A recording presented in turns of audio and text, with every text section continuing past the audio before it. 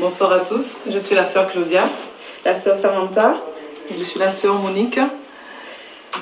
Nous allons, avant de commencer, remettre cet instant dans les mains du Seigneur. Amen. Seigneur Père de gloire, Seigneur, nous te remercions, Seigneur Père, pour ce moment que tu nous permets d'avoir, Seigneur Père éternellement. Conduis-nous, Seigneur, dans ta présence, Seigneur Père éternellement, Papa. Que tout ce qui sort de notre bouche, Seigneur, soit de toi, Seigneur, guide-nous, Seigneur Père éternellement, conduire toutes choses, Seigneur Père. Parce que, Seigneur, enseigne-nous, Seigneur, en même temps, Seigneur Père. Apprends-nous encore par ce que nous allons dire aujourd'hui à toutes les jours, la réalité qui tu es réelle, soit un moment édifiant pour tous, encore dans ta au nom de Yeshua, garde-nous, Seigneur, pendant ce moment, et que seul ton nom soit glorifié. Amen.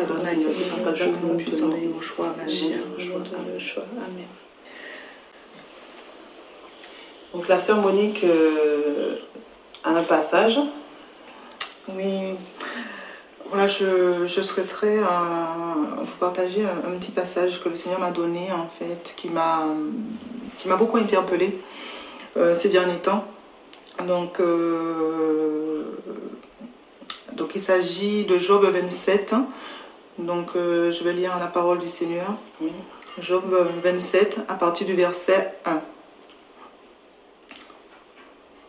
Job ajouta et soutient son proverbe en disant: Elle qui a rejeté ma cause, Shaddai qui remplit mon âme d'amertume est vivant. Aussi longtemps que j'aurai ma respiration et que le souffle d'Éloah sera dans mes narines, mes lèvres ne prononceront rien d'injuste et ma louange ne méditera pas la tromperie. Loin de moi de vous justifier. Tant que je vivrai, je n'abandonnerai pas mon intégrité. Je tiens ferme ma justice et je ne la laisserai pas tomber. Mon cœur ne me fait de reproche sur aucun de mes jours. Et donc voilà.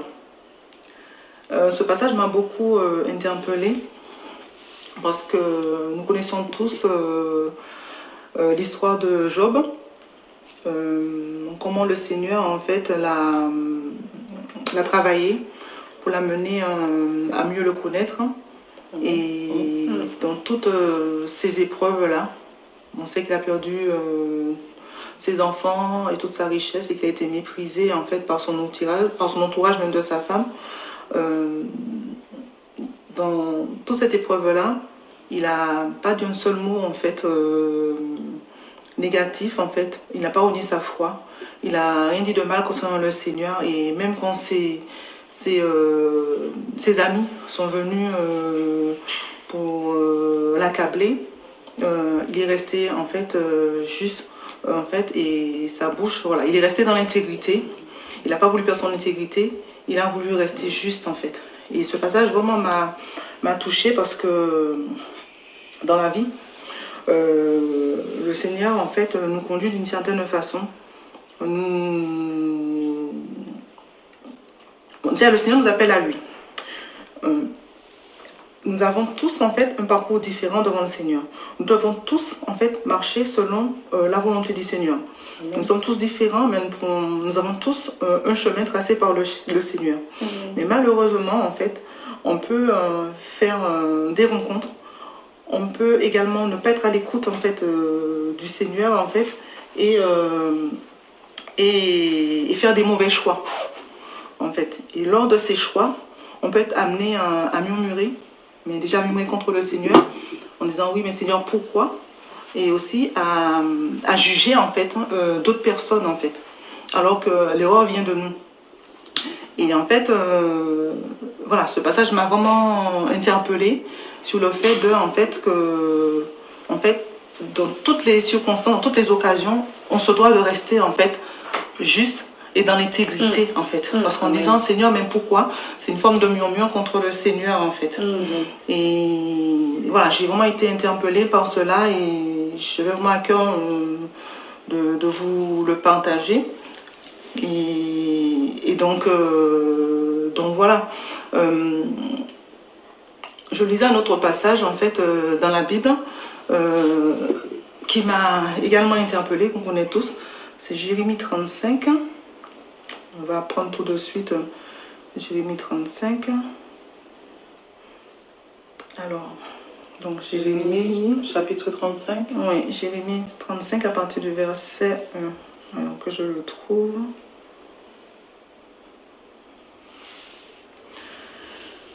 Et donc Jérémie 35 à partir du verset 1, donc jusqu'au verset 13. D'accord. Ou après, on va voir comment le Seigneur nous conduit. Donc, la parole qui vient à Yirméa de la part de Yahweh au jour de Yehoyakim, fils de Yoshia, roi de Yehuda, en disant: Va à la maison des Récabites et parle-leur. Fais-les venir à la maison de Yahweh dans l'une des chambres et présente-leur du vin à boire. Je prie Yaazania, fils de Yirméa, fils de Shambat-Sania, ses frères, tous ses fils et toute la maison des Récabites. Et je les fis venir dans la maison de Yahweh, dans la chambre des fils de Hanan, fils de Yidalia, homme d'Élohim, qui était près de la chambre des chefs, au-dessus de la chambre de Maaséa, fils de Shalom, garde du seuil. Et je mis devant les fils de la maison des Récabites des coupes pleines de vin et des calices, et je leur dis: buvez du vin. Mais ils dirent: nous ne buvons pas de vin, car Yonadad, fils de Récab, notre père, nous a donné cet ordre en disant: vous ne boirez jamais de vin, ni vous, ni vos fils. Vous ne bâtirez aucune maison, vous ne sèmerez aucune semence, vous ne planterez aucune vigne, vous n'en aurez pas, mais vous habiterez sous des tentes tous les jours de votre vie, afin que vous viviez beaucoup le jour sur la face du sol où vous êtes étrangers. Nous avons obéi à la voix de Yehonadad, fils de Récab, notre père, dans tout ce qu'il nous a ordonné, de sorte que nous n'avons pas bu de vin pendant tous nos jours, ni nous, ni nos femmes, ni nos fils, ni nos filles. Nous n'avons bâti aucune maison pour notre demeure, et nous n'avons eu ni vigne, ni champ, ni semence. Mais nous avons habité sous des tentes. Nous obéissons et nous agirons selon tout ce que Yonadan, notre père, nous a ordonné. Mais il est arrivé que quand Nebuchadnezzar, roi de Babel, est monté contre cette terre, nous nous sommes dit: venez, entrons dans Jérusalem face à l'armée des Chaldéens et face à l'armée de Syrie. C'est ainsi que nous habitons à Jérusalem. Alors la parole de Yahweh vint à Yirméa en disant: ainsi parle Yahweh Tsevaot, l'Élohim d'Israël. Va et dis aux hommes de Yehuda et aux habitants de Jérusalem: ne recevez-vous pas d'instruction pour obéir à mes paroles? Déclara Yahweh. Donc on va s'arrêter là. Amen. Amen. En fait, lorsque j'ai lu Job et que je lis Jérémie 35, en fait, je me suis rendu compte que bien souvent, vraiment, je vais peut-être me répéter que bien souvent, on voudrait marcher dans la volonté du Seigneur, en fait. On voudrait faire des choses pour le Seigneur, mais bien souvent, nous n'obéissons pas. Et bien souvent, on se retrouve hors du chemin que le Seigneur a tracé pour nous. Parce que, pourquoi? Parce que le Seigneur nous parle directement à nous. Il va nous donner un message. Et des fois, quelqu'un va venir nous donner un autre message, en fait. Et vite, nous allons oublier, en fait, le message qu'on a reçu premièrement, directement du Seigneur, en fait, pour, en fait, écouter le message que l'autre personne va nous donner. Donc, du coup, on va sortir dans la volonté du Seigneur pour nous, en fait. Et ça, c'est une forme de désobéissance. Voilà. Et en fait, le fait de désobéir, déjà de une, on va se retrouver effectivement dans un autre chemin que le Seigneur n'a pas tracé pour nous, en fait, et on va, comment dirais-je, se retrouver dans, je ne vais pas dire dans la galère, mais on va se retrouver en fait un peu empêtré dans des choses que le Seigneur n'avait pas prévues pour nous, et à ne pas savoir s'en sortir, en fait, et à se retrouver à murmurer. Comme j'ai dit tout à l'heure, à dire pourquoi, machin, tout ça, et on va se retrouver aussi à murmurer contre ces personnes-là, en fait. Alors qu'il c'était juste de soit redemander confirmation au Seigneur, voilà, en fait, ou rester intègre, en fait, et dire non, le Seigneur m'a dit telle chose, en fait, je suis sûre que c'est lui qui m'a dit telle chose, donc le Seigneur ne contredit pas sa parole, il ne se contredit pas, il ne peut pas venir te dire de faire telle chose, en fait. Donc on va se retrouver à l'accompagner, on va se retrouver en fait dans la galère un peu et dans tout plein de choses, alors que c'est pas au volonté du Seigneur, exactement, alors que c'est pas ce que le Seigneur avait prévu au départ pour nous en fait. Et en fait, ça m'a beaucoup interpellée. Et le Seigneur, en fait, pour enseigner le peuple d'Israël, va en fait envoyer Jérémie vers ce peuple-là, en fait, pour leur montrer que, voilà, eux, ils ont reçu, en fait, de leur père, en fait, une directive, en fait. Et même si Jérémie est venu de la part du Seigneur, eux, ils n'ont pas reçu du Seigneur ce message-là. C'est Jérémie qui est venu leur dire, en fait, eux, comme ils savaient que leur père avait reçu, en fait, ce message-là, ils ont préféré, ils ont pris position, ils sont restés, en fait, dans la volonté du Seigneur, en disant, nous, le Seigneur nous a rien dit. Toi, tu viens nous dire ça, mais le Seigneur ne nous a rien dit. Nous, on nous a dit, le Seigneur nous a dit ça, nous, on reste dans cette voie-là. Et tout ça, c'était pour interpeller, en fait, Israël, en fait, pour leur faire comprendre que, quand même, l'obéissance était plus agréable au Seigneur, en fait. Et plus agréable au Seigneur, toujours, en fait. Et cela m'a beaucoup touchée parce que je me suis retrouvée dans des situations comme cela où je me suis retrouvée à murmurer contre le Seigneur, ne sachant pas que je murmurais contre le Seigneur, en vraiment me plaignant, alors que le Seigneur m'avait parlé clairement pour certaines situations, en fait. Et j'avais écouté, en fait. J'ai plutôt été dans les sentiments. Et j'ai écouté plutôt, en fait, ce que d'autres m'avaient dit. Et je me suis retrouvée, en fait, vraiment dans des situations un peu difficiles, compliquées. Et j'ai eu du mal vraiment à m'en sortir. Et le Seigneur, par sa grâce, en fait, m'a beaucoup aidée, parce que c'est un Dieu de grâce, m'a beaucoup aidée, en fait, à m'en sortir de cette situation-là. Donc voilà, c'est ce que je voulais vous partager. Amen. Je ne sais pas si vous avez quelque chose à rajouter, les filles. Amen, mais c'est vrai que tout ce que tu dis là, c'est exactement ça. Le Seigneur nous parle par moments et une autre personne va venir nous dire quelque chose et c'est pas... Il faudrait qu'on aille auprès du Seigneur pour savoir si c'est réellement la volonté du Seigneur. Ne pas suivre sans avoir dit... oui, ta parole, c'est le Seigneur, mais demander au Seigneur réellement confirmation. J'ai deux passages justement par rapport à ça. Que le Seigneur m'a donné un passage dans 1 Roi, chapitre 13.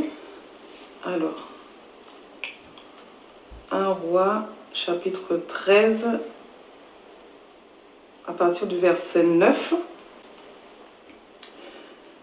C'est en fait un prophète, un homme du Seigneur. Le Seigneur l'avait envoyé, qui était de Jérusalem, mais le Seigneur l'avait envoyé apporter un message à un roi. Et le Seigneur lui avait dit, attendez, verset 9, lui-même il dit au verset 9, cela m'a été ordonné par Yahweh qui m'a dit, c'est-à-dire après le message, il devait rentrer selon les directives du Seigneur. Le Seigneur lui avait dit, tu ne mangeras pas de pain, tu ne boiras pas d'eau et tu ne retourneras pas par le chemin que tu auras pris à l'aller. Du coup, effectivement, il est parti par un autre chemin. Mais dans cette ville, il y avait, à partir du verset 11, il y avait un vieux prophète qui habitait à Bethel, qui avait entendu parler de toutes ces choses, du prophète qui était venu de la part du Seigneur, et il a voulu l'interpeller. Donc il est parti à sa recherche. Le verset 13, là on peut lire à partir du verset 13. Alors ça c'est l'ancien prophète qui dit, le vieux prophète, il dit, scellez-moi mon âne. Il scellèrent, puis il monta dessus, et il s'en alla après l'homme d'Élohim, et le trouva assis sous un chêne. Et il lui dit, es-tu l'homme d'Élohim qui est venu de Yehuda? Et il lui répondit, c'est moi. Alors il lui dit, viens avec moi dans la maison, et tu prendras de quoi te nourrir. Mais il répondit, je ne puis retourner avec toi, ni entrer chez toi, et je ne mangerai pas de pain, ni ne boirai d'eau avec toi en ce lieu. Car il m'a été dit de la part de Yahweh, tu ne mangeras pas de pain, tu ne boiras pas d'eau, et tu ne retourneras pas par le chemin que tu auras pris à l'aller. Et il lui dit, et moi aussi je suis un prophète comme toi. Et un ange m'a parlé de la part de Yahweh en disant, ramène-le avec toi dans ta maison et qu'il boive de l'eau. Mais il lui mentait. Il s'en retourna avec lui, il mangea du pain et but de l'eau dans sa maison. Et il arriva que comme ils étaient assis à table, la parole de Yahweh vint au prophète qui l'avait ramené. Et il cria à l'homme d'Élohim qui était venu de Yehuda en disant, « Ainsi a parlé Yahweh, parce que tu as été rebelle au commandement de Yahweh et que tu n'as pas gardé l'ordre que Yahweh ton Élohim t'avait donné et que tu es retourné, que tu as mangé du pain et bu de l'eau dans le lieu dont il t'avait dit, n'y mange pas de pain, ni bois pas d'eau, ton cadavre n'entrera pas dans le sépulcre de tes pères. » Et il arriva que quand le prophète qui l'avait ramené eut mangé du pain et bu de l'eau, il sella l'âne pour lui. Et celui-ci s'en alla. Un lion le rencontra dans le chemin et le tua.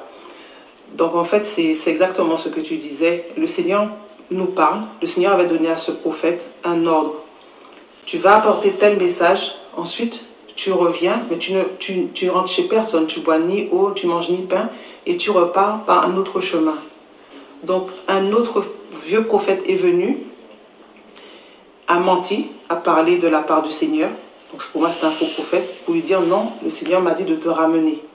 Alors que c'était faux. Lui, il a cru.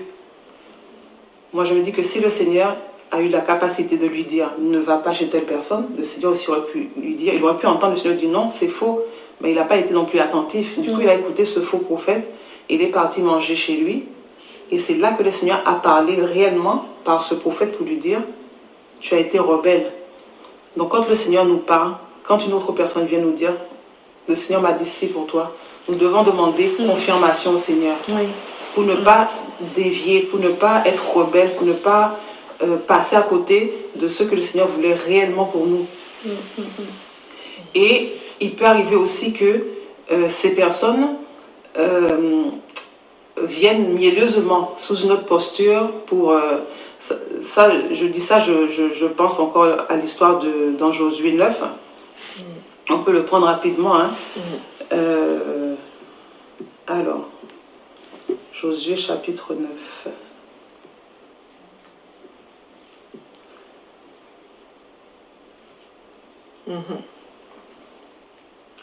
On peut lire à partir du verset 3.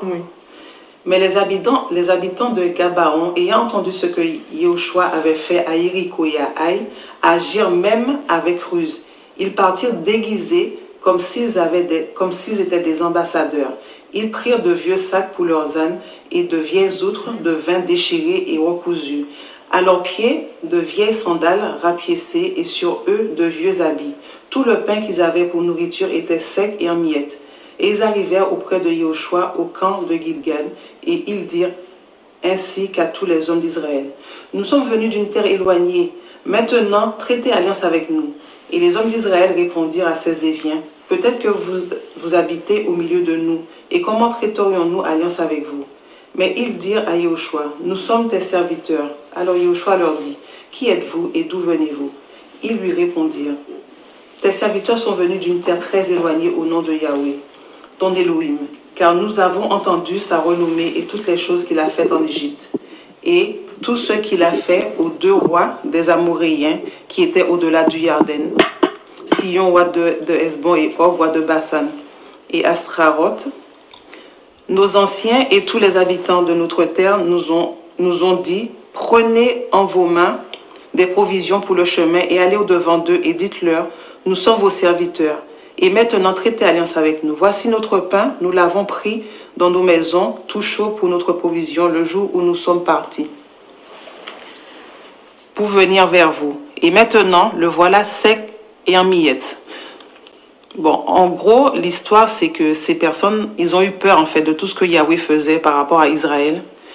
Et ils ont rusé pour que en fait, qu'ils vivent, parce que le peuple avait l'ordre de Dieu de tuer, enfin, les Essiens, voilà, quand vous lirez le texte, vous verrez. Et ils ont fait croire qu'ils venaient de très loin. Donc, ils ont donné une fausse apparence d'eux, pour faire croire qu'ils étaient arrivés de loin pour pouvoir traiter une alliance. Donc, c'est pareil aussi dans la vie de tous les jours, dans la vie avec le Seigneur. On peut rencontrer des gens qui ont une apparence très spirituelle, et en fait la personne n'est pas forcément spirituelle.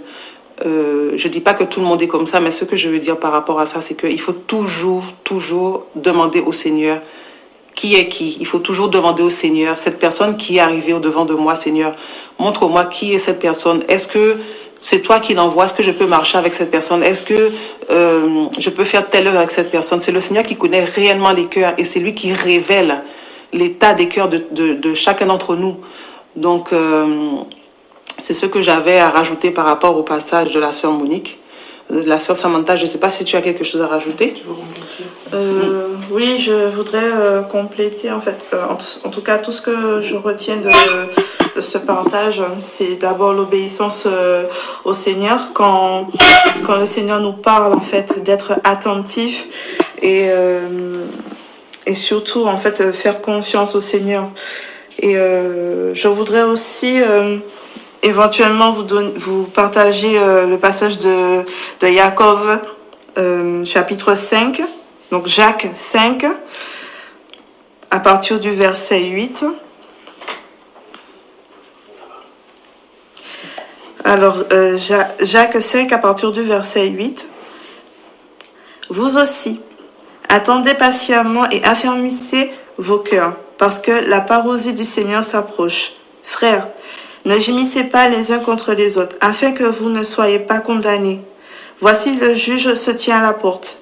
Mes frères, prenez pour exemple de patience dans l'affliction les prophètes qui parlèrent au nom du Seigneur. Voici, nous tenons pour bénis ceux qui persévèrent. Vous avez appris qu'il a été la persévérance de Job. Et vous avez vu la fin du Seigneur, car le Seigneur est plein de compassion et de miséricorde. Ce passage aussi, en fait, relie, je vais dire, les deux passages que la sœur Monique et la sœur Claudia ont partagé, tout simplement dans la patience, en fait, de la venue du Seigneur, tout dans l'affliction, en fait, comme notre frère Yov, dans la persévérance, en fait. Donc, persévérons jusqu'à ce que le Seigneur vienne. Persévérons dans la prière. Attachons-nous au Seigneur. Accrochons-nous parce que les derniers temps sont difficiles. C'est vrai qu'il y a beaucoup de personnes qui viennent, soi-disant, au nom du Seigneur et qui trompent les bien-aimés, qui trompent sans scrupule. Mais heureusement qu'on a un Seigneur qui nous aime, qui nous éclaire. Et c'est pour ça aussi que je voudrais insister sur le fait d'être attentif. Parce que le Seigneur, il parle en fait. Il nous parle. Donc voilà ce que je voulais dire. Amen. Amen. Il nous parle et vraiment, s'il nous dit qu'en fait, que nous sommes en lui. Et que lui, il est en nous en fait. Et que en fait, nous lui appartenons, s'il est en nous et que nous sommes en lui, en fait, c'est-à-dire que toute sa force, toute sa puissance habite en nous, en fait. Et ça veut dire qu'il a mis en nous des capacités de discerner, en fait, qui nous sommes, qui il est et qui sont les gens qui nous entourent, en fait, pour pas qu'on se retrouve hors du chemin qu'il a tracé pour nous. Nous devons absolument être attentifs au Seigneur, regarder au Seigneur en fait. Ne pas toujours courir après un frère, une sœur pour avoir une parole du Seigneur haute. Faisons-lui confiance et vraiment regardons à lui. Je ne dis pas qu'il ne faut pas des fois demander conseil parce qu'on a des gens dans la foi qui sont là pour ça. Mais apprenons vraiment à nous attacher au Seigneur, à regarder à lui, parce que lorsqu'on sera au ciel, en fait, dans la louange, en fait, on va pas demander à un frère, déjà, voilà, est-ce que, voilà, je peux aller là, est-ce que je peux aller là? On sera complètement dans sa plénitude. Donc, du coup, c'est important, en fait, vraiment que dès à présent, qu'on apprenne vraiment à se détacher des uns des autres, à ne pas être dans les sentiments, mais à être vraiment accroché au Seigneur, en fait, pour demeurer dans sa volonté, demeurer dans l'intégrité, et avoir sa justice en nous pour pas être comme les gens du monde en fait, donc et être ballotté comme ça à tout vent, c'est vraiment important, c'est vraiment important et moi je le réalise après des années de conversion où vraiment je me suis beaucoup attachée par manque de confiance en moi à ce que les gens disaient en fait, de la peur de décevoir l'autre en fait, même si j'avais reçu une parole du Seigneur, mais des fois en fait quelqu'un pouvait venir vraiment venir me voir et me dire telle chose en fait, et je pouvais aller dans le sens dans la personne, alors que c'est pas ce que le Seigneur me demandait, et j'ai perdu du temps. J'ai perdu beaucoup de temps, en fait, comme cela. J'ai vraiment blessé le cœur du Seigneur. J'étais dans la désobéissance. Et j'ai mis beaucoup de temps, en fait, à le réaliser parce que j'étais persuadée, en fait, d'être dans la voie du Seigneur. Certes, j'essayais de marcher dans l'intégrité. J'essayais quand même de plaire au Seigneur, en fait. Mais je n'étais pas totalement dans sa volonté. Et voilà, je voulais vraiment vous interpeller, en fait, par rapport à ça. Et vraiment vous demandez vraiment de faire de Yahushua vraiment votre vie en fait, qu'il soit vraiment le premier dans votre vie, qu'il soit vraiment tout dans votre vie, vraiment qu'on le laisse en fait nous bâtir, qu'on le laisse en fait, qu'on meure pour que lui puisse vivre totalement en nous, qu'il puisse prendre toute la place en fait en nous en fait, afin que nous puissions dégager ce parfum qu'il veut qu'on dégage, afin que nous puissions en fait être vraiment ces vrais témoins en fait, ces vrais ambassadeurs, ces vraies ambassadrices sur cette terre en fait, afin que lorsque nous allons marcher en fait dans la rue, que les gens puissent dire comme ils ont dit à l'apôtre Pierre en fait, celui-là en fait il est avec lui, il est parce qu'en fait voilà, tellement qu'on va être imprégné du Seigneur, en fait, qu'on va dégager ce parfum-là, que les gens vont nous reconnaître sans qu'on parle, en fait, sans qu'on dise que nous sommes chrétiens, en fait. Et ça, nous devons absolument, en fait, le faire parce que le Seigneur nous demande d'être ses imitateurs, en fait. Il nous demande d'être ses imitateurs, il nous a créés à son image, en fait. Et en fait, il voudrait nous ramener vraiment à ça, en fait.